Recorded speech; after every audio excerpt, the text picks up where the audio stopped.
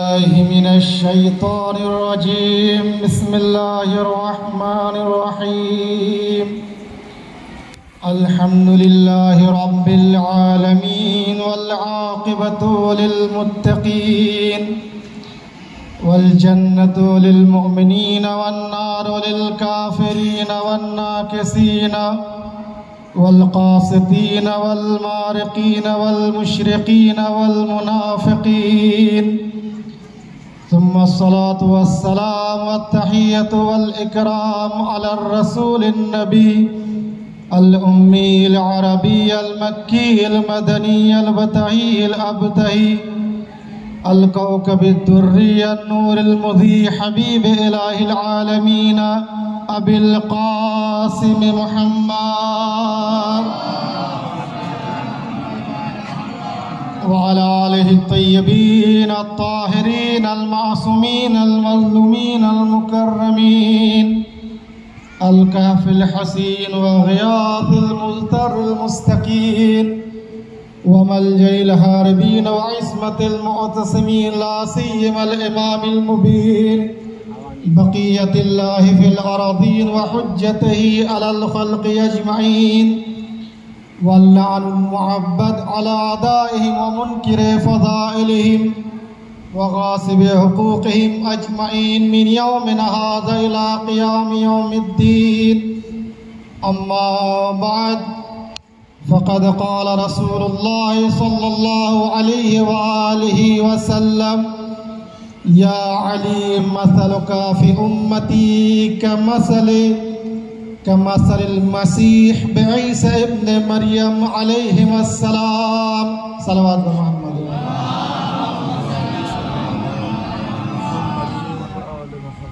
আজাদারানে ইমামে মজলুমে কারবালা, আজ আমরা যে কারণ এখানে জমা হয়েছি তার নিশ্চয় কোনো কারণ আছে। বিনা কারণে কেউ কোথায় যায় না, বিনা শর্তে মানুষ কোনো জায়গায় পা রাখে না। তো আমরা এখানে কি জন্য জমা হয়েছি, কি কারণ ছিল যে আমরা সকলে নিজের কাজ কর্ম ফেলে সমস্ত রকমের কাজকর্ম ফেলে আমরা এখানে উপস্থিত হয়েছি? তার একটি কারণ ইমামে জাফর সাদিক আলাইহিস সালাম হাদিসের মধ্যে বলেছেন कि मन अराद अल्लाह बिल खैर क़ज़फ़ फ़ी क़ल्बि हुब्बल हुसैन व हुब्ब ज़ियारति। যখন আল্লাহ তাআলা কারোর সঙ্গে কোনো ব্যক্তি যদি চায় আল্লাহ যে আমি অমুক ব্যক্তির সঙ্গে খৈর করব, নেকি করব, অমুক ব্যক্তিকে আমি ভালোবাসবো, তখন আল্লাহ কি করে তার হৃদয়ে ইমামে হুসাইন আলাইহিস সালামের মহব্বত দিয়ে দেয়। আর ইমামে হুসাইনের মহব্বতের সাথে সাথে ইমামে হুসাইনের জিয়ারতের মহব্বতও দিয়ে দেয়। তো আজিজানে গেরামি, আজ আমরা যে এখানে এসেছি আল্লাহ তাআলা আমাদের সঙ্গে নেকি চেয়েছে, আমাদের সঙ্গে এহসান চেয়েছে, ওই কারণে হুসাইনের মহব্বত নিয়ে আমরা এখানে জমা হয়েছি। সালাওয়াত বন্দর মুহাম্মদ ওয়া আলি মুহাম্মদ। আর যাদের ভাগ্যে ইমামে হুসাইনের মহব্বত নেই, যাদের ভাগ্যে এই মজলিসে ফারশে আজায় আসার তৌফিক নেই, তার জন্য ইমাম কি বলেছেন, ওয়ামান আরাদ আল্লাহ বিহিল সু কাযাফ ফি কলবি বুগজাল হুসাইন ও বুগজা জিয়ারতি। বলছে যার সঙ্গে আল্লাহ তাআলা মন্দ চাইবে, মনে করবেন আমাদের সঙ্গে আল্লাহ তাআলা নেকি চেয়েছে, ওই কারণে আমরা এখানে আসতে পেরেছি, ওই কারণে আমরা এখানে জমা হতে পেরেছি। আর যারা এই ফারশে আজায় আসতে পারেনি, যাদের তৌফিক হয়নি, তার কারণ এটাই যে আল্লাহ তাআলা তাদের সঙ্গে মন্দ চেয়েছে, ওই জন্য তাদের হৃদয় না ইমামে হুসাইনের মহব্বত এসেছে, না ফারশে আজায় আসার তাদের তৌফিক হয়েছে। সালাওয়াত বন্দর মুহাম্মদ ওয়া আলি মুহাম্মদ। আমরা একমাত্র সেই আল্লাহ তাআলা আমাদের সঙ্গে নেকি চেয়েছে, যার কারণে আমরা সমস্ত গ্রামে নিজের সমস্ত কাজকর্ম ফেলে সেখানে উপস্থিত হচ্ছে। কী কারণে? আমাদের একটি উদ্দেশ্য যে ইমামে হোসেনের আজাদারি পালন করা। আজাদারির সাথে সাথে অন্য আরও কিছু আছে, সেটা পরের কথা, কিন্তু বিশেষ মেন যে উদ্দেশ্য আমাদের ইমামে হোসেন ইসলামের মহাব্বত এবং ইমামে হোসেনের মজলিসে আসা। সালাওয়াত করবেন মুহাম্মদ। এবার আসুন, যে হাদিসটি আমি আপনাদের সম্মুখে পাঠ করেছি, আল্লাহর রসুল মওলায়ে কায়নাত সম্পর্কে একটি বিখ্যাত মূল্যবান হাদিস বয়ান করেছেন। কি বলেছেন? ইয়া আলী মাসালুকা ফি উম্মতি কা মাসালিল মাসীহ ঈসা ইবনে মারইয়াম আলাইহিস সালাম। এ আলী,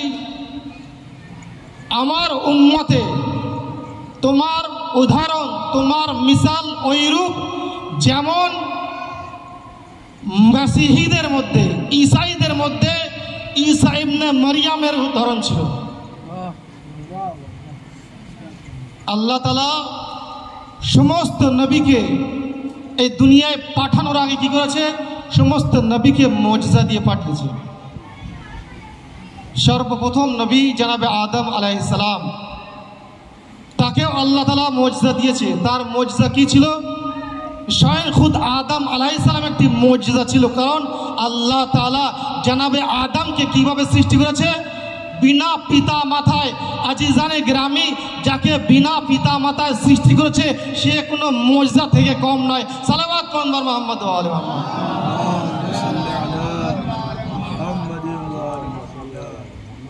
সকলের কাছে অনুরোধ, আপনারা একটু একটু করে আস্তে আস্তে এগিয়ে আসুন, দুরূদ শরীফ পড়তে পড়তে, যাতে পিছনে যারা দাঁড়িয়ে আছে তাদের বসতে সুবিধা। একবার সালাওয়াত করবেন মুহাম্মদ ওয়া আলি মুহাম্মদ।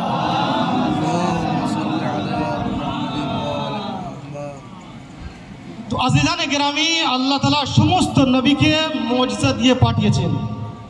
জনাবে নূহ আলাইহিস সালাম, তার মুজিজা অনেকগুলো মুজিজা ছিল, তার মধ্যে বিখ্যাত মুজিজা কশতিয়ে নূহ। কশতিয়ে নূহ, আল্লাহ তাআলা যখন জনাবে নূহ আলাইহিস সালাম তাবলীগ করতে করতে করতে করতে কষ্ট পেয়েছে, মানে মানুষ ওনার কথা মতে শুনছে না।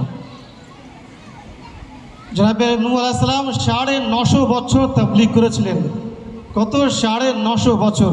জনাবে নূহকে নূহ এই কারণে বলা হয়, উনি নিজের উম্মত থেকে এত কষ্ট পেয়েছিলেন, সর্বসময় ক্রন্দন করতেন, নহ করতেন, ওই জন্য ওনাকে নূহ বলা হয়।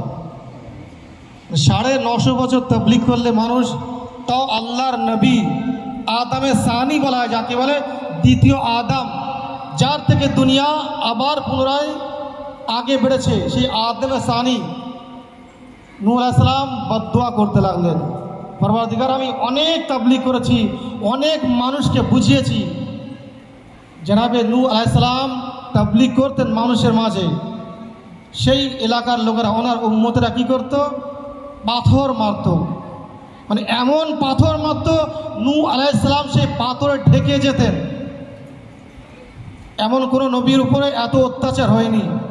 হয়তো তাবলীগ করেছে, কথা শুনেনি, সেখান থেকে চলে এসেছেন, কিন্তু নূহ নবী আলাইহিস সালাম তাবলীগ করতেন, মানে মানুষকে বোঝাতেন, আল্লাহর পথে আনতেন, মানুষ বুঝতো না, আরও ওজন করে পাথর মারত, মানে এত পাথর মারত, যদি একজন ব্যক্তি কাউকে পাথর মারে কিন্তু পাথরে ঢেকে যায় না, কিন্তু মানে মনে হয় সেই এলাকার সমস্ত বাসীরা মিলে নূহ নবীর উপরে আক্রমণ করত।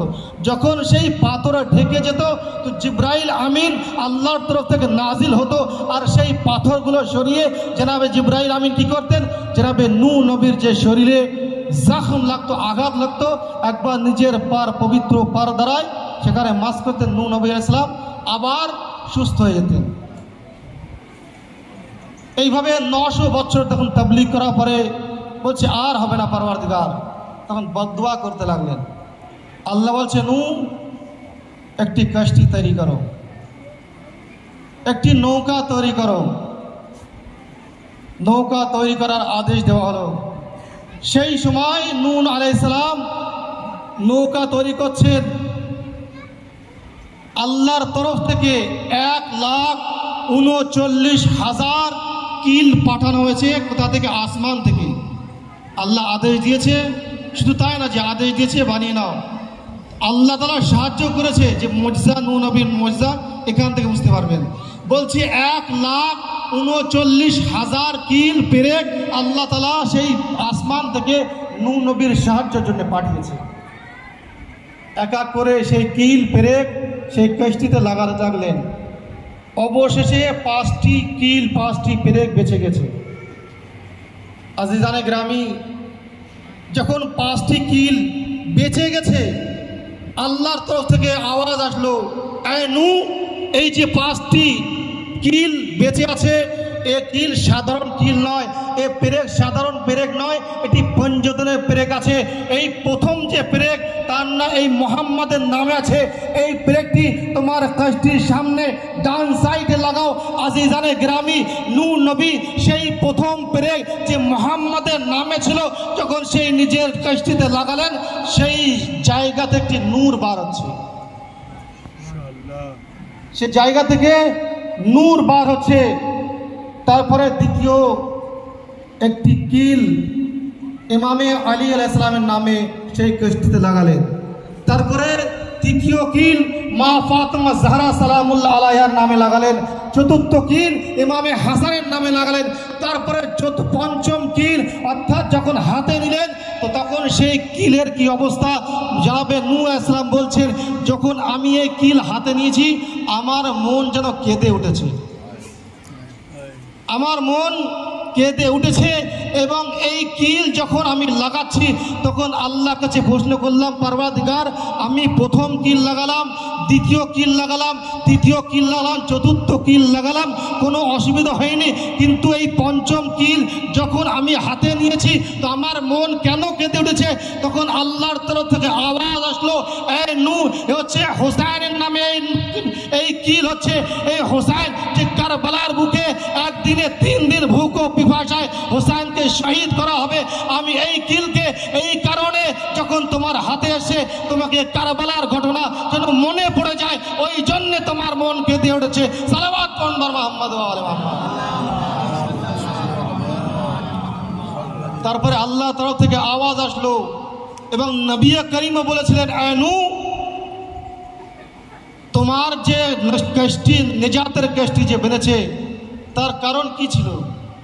যদি তুমি আমরা অর্থাৎ পঞ্চতনে ওয়াস্তা যদি না দিতে তাহলে তোমার কষ্টি শুধু কষ্টি থাকতো, নিজাতের কষ্টি বানতো না। তো আজিজানে গ্রামী, আল্লাহর নবী, দ্বিতীয় নবী অর্থাৎ আদমে সানি মাসুম নবী, সে নবী পর্যন্ত যদি পঞ্চতনে ওয়াস্তা না দিয়ে সে কষ্টি বানায় তাহলে তার কষ্টি নিজাতের কষ্টি হতে পারে না। তো আজিজানে গ্রামী, এখানে একটি কথা বলতে চাই যে যদি মাসুম নবী পর্যন্ত পঞ্চতনে ওয়াস্তা না দেয় তাহলে সে নিজাত দিতে পারবে না। তাহলে আমরা যদি গুনাহগার বান্দা আহলে বাইতের ওয়াস্তা না দে, পঞ্চতনে ওয়াস্তা না দে, পঞ্চতনকে ওসিলা না বানায় তো নিজাত আমরা কখনোই পাবো না। সালাওয়াত পড়ুন মুহাম্মদ ওয়া আলি মুহাম্মদ। মাশাআল্লাহ, মাশাআল্লাহ। তাহলে আমরা নিজাত কখনোই পাবো না। যদি পঞ্চতনকে ছেড়ে অন্য কাউকে ধরতে চান তাহলে নিজাত কোথাও পাবেন না। কোরআনে বলেছে, ওয়াবতাগু ইলাইহিল ওয়াসিলা, আমাকে খুঁজতে হলে, আমার নিকটে আসতে হলে, আমার নৈকট্য অর্থাৎ আল্লাহ বলছে আমাকে পেতে হলে ওসিলা মাধ্যমের দ্বারা আসো। তো আজিজানে গ্রামে আমাদের কাছে এত ক্ষমতা নেই যে আমরা ডাইরেক্ট আল্লাহর কাছে পৌঁছাবো। তো এই কারণে যে আল্লাহ তা যাকে ওসিলা বানিয়েছে, যাকে মাধ্যম বানিয়েছে, তা সেটা হচ্ছে আহলে বাইত এবং 14 মাসুমিন আলাইহিমুস সালাম। তাদের ওসিলা ছাড়া আমাদের এক পায়গনের ক্ষমতা নেই। একবার সালাওয়াত পড়ুন মুহাম্মদ ওয়া আলি মুহাম্মদ।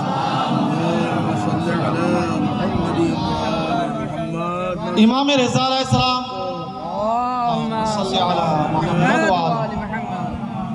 ইমামে রেজা আলাইহিস সালাম বলেছিলেন যে জনাবে, একবার সালাওয়াত পড়ুন মুহাম্মদ ওয়া আলি মুহাম্মদ। নারায়ে তাকবীর, নারায়ে তাকবীর, নারায়ে রিসালাত, নারায়ে রিসালাত,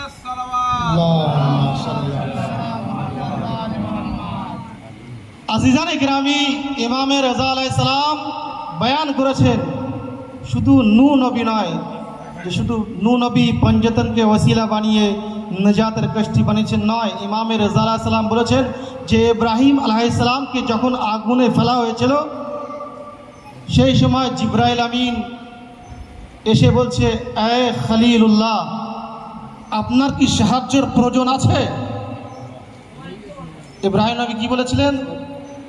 যে আমার সাহায্যের প্রয়োজন আছে, কিন্তু আপনার থেকে নয়, আমার পরওয়ারদিগারের থেকে সাহায্যের প্রয়োজন আছে। তখন ইমাম রেজা আলাইহিস সালাম বলেছিলেন যে ইব্রাহিম আলাইহিস সালাম ওই যে নমরুদের আগুন থেকে যে ইব্রাহিমকে বাঁচানো হয়েছিল কি কারণে জানেন? তার কারণ এটি যে আমরা যদি ইব্রাহিমের সুলবে যদি না থাকতাম, অর্থাৎ আমরা আহলে বাইত পঞ্জতন যদি ইব্রাহিমের বংশের মধ্যে আল্লাহ তাআলা আমাদের না রাখতো, তাহলে ইব্রাহিম নবীও সেই নমরুদের আগুন থেকে রেহাই পেত না। তো আজিজানে গ্রামী ইব্রাহিম নবী পর্যন্ত যে নমরুদের আগুন থেকে রেহাই পেয়েছেন তার একটি কারণ যে ওনার বংশ থেকে এই পঞ্জতনে পাক এসেছেন। সালাওয়াত আনবার মুহাম্মদ ওয়া আলি মুহাম্মদ। তারপরে আসুন ইমামে জাফর সাদিক আলাইহিস সালাম বলেছেন, জনাবে ঈসা আলাইহিস সালাম যে হাদিসটি প্রথম বয়ান করেছিলাম, বলছেন হযরতে ঈসা আলাইহিস সালাম উনি যে ওনাকে একজন জাসুস ছিল, ওনার পিছনে পিছনে সবসময় ফলো করত। আল্লাহ তাআলা কি করেছে? ঈসা আলাইহিস সালামকে চতুর্থ আসমানে ডেকে নিয়েছে এবং যে জাসুসি করত তাকে ঈসা আলাইহিস সালাম রূপ দিয়েছে। সকলে মনে করে এইটি হচ্ছে ঈসা নবী, একে ফাঁসি দেওয়া হোক। আল্লাহ তাআলা ঈসা নবীকে কিভাবে বাঁচিয়ে নিয়েছিলেন তার কারণ কি জানেন? সেখানেও ইমামে জাফর সাদিক আলাইহিস সালাম বলছেন, যদি ঈসা আলাইহিস সালাম আমাদের অর্থাৎ পঞ্জতনে ওসিলা না দিত, এই আহলে বাইতের ওয়াস্তা না দিত, তাহলে ঈসা নবী ওনাকে যে চতুর্থ আসমানে তুলে নেওয়া হয়েছে সে উনি ফাঁসি থেকে বাঁচতে পারতেন না। ওনার ফাঁসি থেকে বাঁচানোর একটি কারণ উনি সেই সময় পঞ্জতনে ওয়াস্তা দিয়েছিলেন। তো আজিজানে গ্রামী সমস্ত আম্বিয়া ওই সময় পর্যন্ত নবুয়ত পাননি যতক্ষণ না শেষ নবীর নবুয়তকে গ্রহণ করেননি, মওলায়ে কায়নাতের ভিলায়াতকে কবুল করেনি। তো আজিজানে গ্রামী আমিও আপনি যদি সেই আহলে বাইতের ওয়াস্তা না দিয়ে আমরা যদি নিজাত পেতে চাই, তো নবীরা পর্যন্ত নিজাত পায়নি, তো আমাদেরও কোনো নিজাতের রাস্তা নেই। সালাওয়াত আনবার মুহাম্মদ ওয়া আলি মুহাম্মদ। এক ব্যক্তি সে ইহুদি ছিল, নবী করিমকে এসে বলছে, ইয়া রাসূলুল্লাহ, আয় মুহাম্মদ, আপনি কি শেষ পয়গম্বর? আপনি যদি শেষ পয়গম্বর হয়ে থাকেন, সবচেয়ে উত্তম পয়গম্বর হয়ে থাকেন, আপনার ফজিলত যদি অনেক বেশি হয়ে থাকে, তাহলে ঈসা আলাইহিস সালাম উনি যখন জন্মগ্রহণ করেছিলেন মায়ের কোলেতে কি করেছিলেন? কথা বলেছিলেন। কিন্তু আপনি সর্বশ্রেষ্ঠ নবী যদি হয়ে থাকেন, তাহলে আপনি তো ঈসা আলাইহিস সালামের মতো সেই গর্বে অর্থাৎ কোলে আপনি দোলনায় কথা বলেননি, তাহলে আপনি শ্রেষ্ঠ কীভাবে হতে পারেন? আপনি শ্রেষ্ঠ নয়, আপনি উত্তম নয়, অর্থাৎ ঈসা নবী জন্মের পরে যিনি কথা বলেছেন তিনি হচ্ছে উত্তম। নবী করিম তা কিভাবে উত্তর দিচ্ছেন? বলছেন, দেখো ঈসা নবী উনি যে কথা বলেছিলেন ওটি ওনার মুজিজা ছিল না। ওনার যখন জন্ম হয়েছে ওই এলাকার যারা ইহুদি ছিল তারা এসে জনাবে মারিয়ামকে বলছে, এই মারিয়াম, বাচ্চা তুমি কোথা থেকে নিয়ে এসছো? তোমার কোনো বিবাহ হয়নি, তোমার বাবা নবী ছিলেন, তোমার বাবা পাক ও পবিত্র ছিলেন, তোমার মা পাক ও পাকিজা ছিলেন, তোমার বংশের মধ্যে কেউ এমন কুকর্ম করেনি। অর্থাৎ বলতে চাইছে এটি তুমি বাচ্চা অন্য কোনোভাবে জন্মগ্রহণ করেছো। তো সেই সময় উত্তর তো অবশ্যই দিতে হবে। আল্লাহর তরফ থেকে কি আদেশ হলো, যে মারিয়াম আজ তুমি কিছুই বলবে না, এই বাচ্চার দিকে ইশারা করো, বাকি কাজ আমি করব। যখন সেই জানাবে মারিয়াম সালামুল্লাহ আলাইহা জানাবে ঈসা আলাইহিস সালামকে কোলে নিয়ে আসলেন, নিয়ে আসার পরে বাচ্চার দিকে ইশারা করছে। সবাই প্রশ্ন করছে, বাচ্চার দিকে ইশারা করছে, বলছে বাচ্চা কি বলবে, এ তো ছোট বাচ্চা, এ কথা বলতে পারে। তখন আল্লাহর তরফ থেকে জানাবে ঈসা আলাইহিস সালাম উত্তর দিলে কি বলছেন, ইন্নী আব্দুল্লাহ আতানিল কিতাব ওয়া জাআলানি নবিয়্যা, আমি আল্লাহর বান্দা, আল্লাহ আমাকে পুস্তক দিয়েছে, আল্লাহ আমাকে নবী বানিয়েছে। তো আজিজানে গ্রামী, নবী করিম ওই ব্যক্তিকে বলছে এখানে যে ঈসা নবী নিজের মায়ের পবিত্র প্রমাণ দেওয়ার কারণে আল্লাহর তরফ থেকে কথা বলেছিলেন, আমার মা পবিত্র ছিলেন, আমার বাবা পাক ও পাকিজা ছিলেন, আমার বাবার উপরে, আমার মায়ের উপরে, আমার জন্মের পরে কেউ অভিযোগ করেনি, কেউ প্রশ্ন তুলেনি।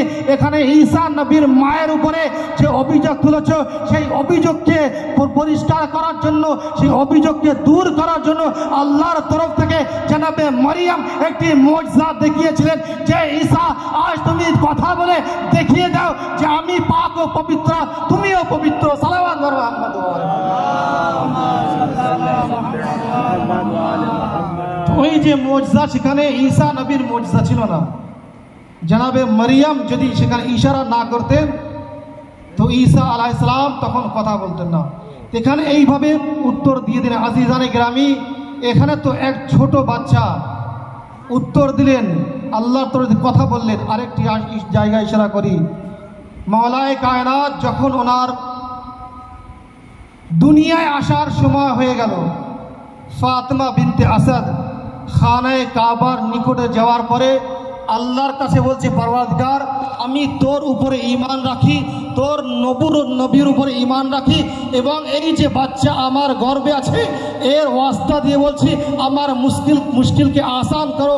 আজিজানে গ্রামী, এদিকে এখনও ফাতেমা বিনতে আসাদ দুয়া শেষ হয়নি, ওদিকে কাবার পিছন দিক থেকে একটি দরওয়াজা তৈরি হয়ে গেল কাবার মধ্যে, অর্থাৎ ইশারা হয়ে গেল, এই ঈসা, এই মাদারে আলী, তুমি এই কাবার মধ্যে প্রবেশ করো। তো আজিজানে গ্রামী, যেমন ভাবে ঈসা নবী জন্মের পরে তিনি কথা বলেছিলেন, এদিকে মাওলায়ে কায়নাতের মা এখনো মাওলা দুনিয়া আসেনি, তার আগে থেকে মাওলায়ে কায়নাতের মা নিজের সন্তানের জন্য আল্লাহর কাছে ওয়াস্তা দিয়ে নিজের মুশকিলকে আসান করছে। তো আজিজানে গ্রামী, সেই মুশকিল গোসা তিনি সমস্ত নবীদের মুশকিলকে আসান করেছেন, সে সমস্ত নবীদের মুশকিলকে আসান করেছেন। সমস্ত নবীদের নবুয়ত ওই সময় দেওয়া হয়নি যতক্ষণ না মাওলায়ে কায়নাতের বেলায়েত কবুল করেনি। তো আজিজানে গ্রামে সেই মাওলায়ে কায়নাতের মিসাল নবীজি কি বলেছেন, এই আলী আমার উম্মতে তোমার মিসাল ওইরূপ আছে যেমন ঈসা মসির যুগে ঈসার উদাহরণ ছিল। সালাওয়াত মুহাম্মদ ওয়া আলি মুহাম্মদ।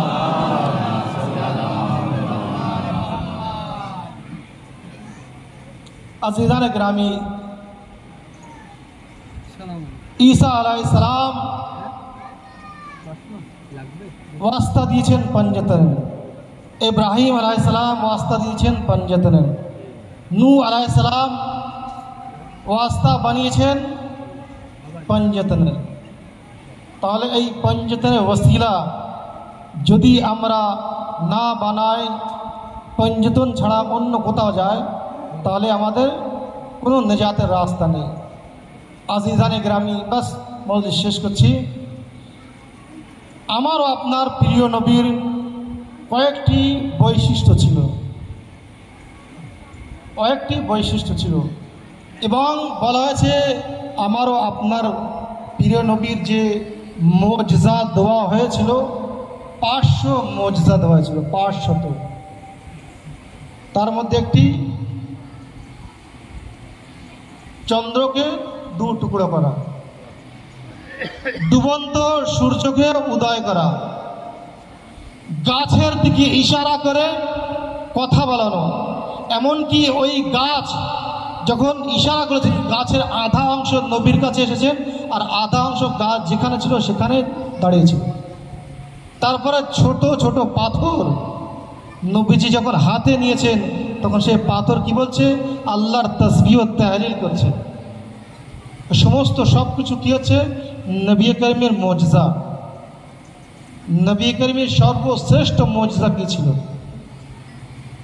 কোরআন আল্লাহর তরফ থেকে মুজজা হিসেবে পাঠানো হয়েছে।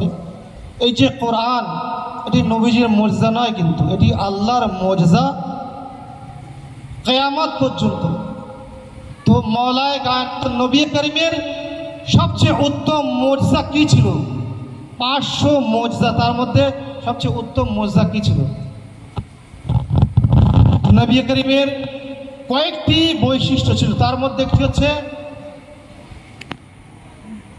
ওনাকে খাতামুল আম্বিয়া বানানো হয়েছে, সৈয়দুল মুরসালিন, মানে এনার উপরে নবুয়তকে শেষ করা হয়েছে। এনার বংশের উপরে মোহাব্বত ওয়াজিব করা হয়েছে। কোরআনেও আছে, হাদিসেও আছে। কোরআনে কি আছে? কুল্লা আসআলুকুম আলাইহি আজরান ইল্লা মাওয়াদ্দাতা ফিল কুরবা।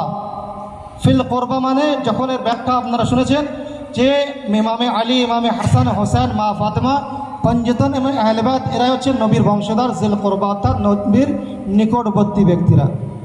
তো এদের মহব্বত অর্থাৎ অন্য কোনো, জনাবে আদম থেকে ঈসা আলাইহিস সালাম পর্যন্ত কোনোদিন আপনি শুনেছেন যে ওনাদের বংশের মহব্বত আল্লাহ তাআলা ওয়াজিব করেছেন? কখনো শোনেননি। তো এই শেষ নবীর যে বিশেষ কিছু ফজিলাত, খুসুসিয়াত আছে, তার মধ্যে এটি যে ওনার বংশের উপরে আল্লাহ তাআলা মহব্বত ওয়াজিব করেছে। দ্বিতীয়, ওনার বংশের উপরে দুরূদ শরীফ পাঠ করা ওয়াজিব করেছে। তো আজিজানে গ্রামী, এছাড়া অনেক কিছু আছে। তো এই শেষ নবীর যে সবচেয়ে উত্তম এবং সবচেয়ে ফজিলতওয়ালা যে মুজজা, 500 মুজজার মধ্যে যে একটি মুজজা হচ্ছে, এক সময় মাওলায়ে কায়নাত অর্থাৎ নবী করিম মসজিদে সাহাবীদের মাঝে যখন বসেছিলেন, বসে থাকার পরে একবার হঠাৎ মাওলায়ে কায়নাত যখন মসজিদে প্রবেশ করছেন, তো একবার নবী করিম মাওলায়ে কায়নাতের দিকে ইশারা করে বলছেন, এই আমার সাহাবীগণ, এই আলী হচ্ছে আমার সবচেয়ে উত্তম মুজজা এবং এই আলীর সন্তান হচ্ছে সবচেয়ে উত্তম মুজজা এবং এই আলীর বংশ, এই আলীর সন্তান কিয়ামত পর্যন্ত বজায় থাকবে। সালাওয়াত করুন মুহাম্মদ ওয়া আলাইহি।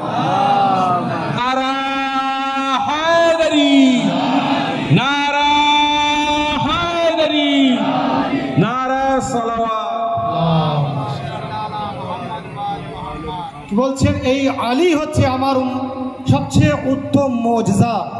যদি আলী না থাকতেন তাহলে নবী করিম কামিয়াব হতেন না। নবুয়ত কখন দেওয়া হয়েছে? নবুয়তের এলান কখন করতে বলা আছে? যখন মাওলায়ে কায়নাত জন্মের পরে যখন জওয়ান হয়েছে, অর্থাৎ শত্রুদের সঙ্গে যুদ্ধ করার, শত্রুদের সঙ্গে মোকাবেলা করার যখন বয়স হয়েছে মাওলায়ে কায়নাত, তখন আল্লাহর তরফ থেকে আওয়াজ আসো, পয়গম্বর আজ থেকে তুমি নবুয়তের এলান করো, অর্থাৎ খুল্লাম খোলা তুমি নবুয়তের প্রচার করো। আমি তোমাকে তোমার জীবিত মুজজা অর্থাৎ আলী রূপে পাঠিয়েছি। এবার যদি কোনো ব্যক্তি তোমার উপরে আক্রমণ করে তো আলী তোমার জান বাঁচাবে। সালাওয়াত করুন মুহাম্মদ ওয়া আলি মুহাম্মদ। বাস আজিজানে গ্রামী, এরপরে আরেকটি মজলিস আছে।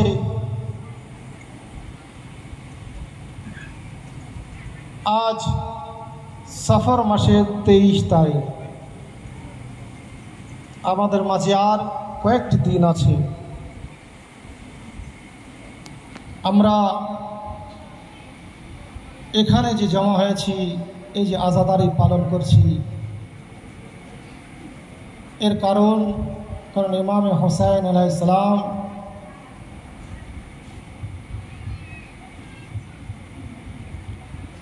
মৃত্যুর আগে আমাদেরকে স্মরণ করেছিলেন। ইমামে সাজ্জাদকে ডেকে বলেছিলেন, এ বেটা সাজ্জাদ, যখন মদিনায় যাবে আমার শিয়াদের সালাম জানিয়ে দেবে।